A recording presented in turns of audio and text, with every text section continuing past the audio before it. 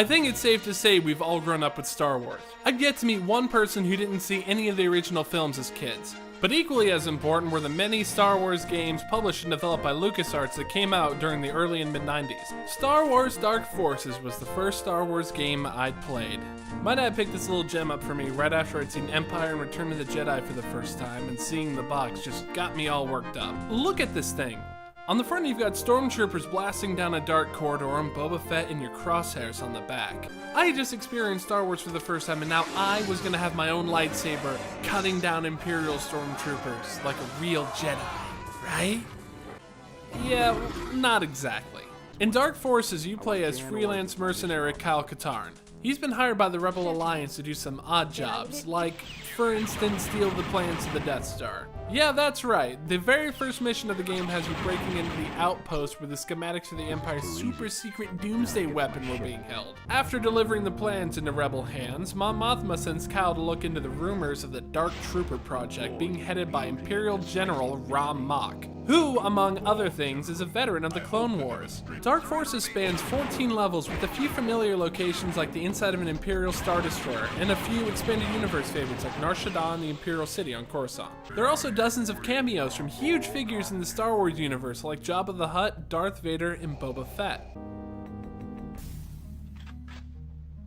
The cutscenes were impressive for the time, being fully voiced and featuring some assets from the films. Katarn will not be as easy to deal with. He is very resourceful. More resourceful, it seems, than even your Dark Troopers. The game's arsenal includes some film staples like the Stormtrooper's E11 carbine and thermal detonators, while others were made specifically for the game, like the trip mines, the Imperial repeater, and a fusion cutter. I've heard a lot of people label Dark Forces as just another Doom clone, but I don't think that's a fair assessment. I mean, as a kid who played Wolfenstein, Blood, and Doom itself, I don't see a whole lot in common with these, besides the whole shoot people bit. All of the levels in Dark Forces are meant to resemble real locations within the Star Wars universe instead of just being corridors packed with uglies. You're also given specific objectives to complete, whereas a Doom clone would just have you survive until you reach the end of a particular level. It was definitely a big departure from the other first-person games that I played. It was a pretty decent looking game, especially for its time, and the minutized John Williams film score was a great accompaniment as I blasted away scores of stormtroopers and assorted mercenaries.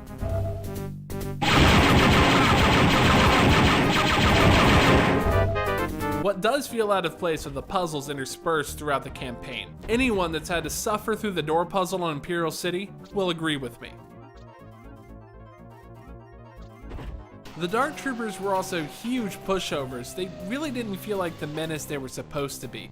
It took less than 75 shots from E11 to take them down usually, and it was just too easy. All told, Dark Forces was an incredible companion to the films, and I can't remember how many times I played this game while watching the trilogy back to back. And if you have a tolerance for older games, it's definitely worth a look.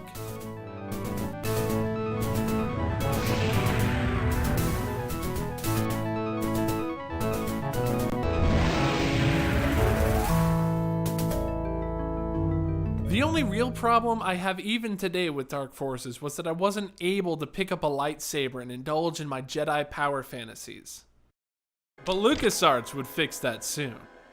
Use it well. Use it for good.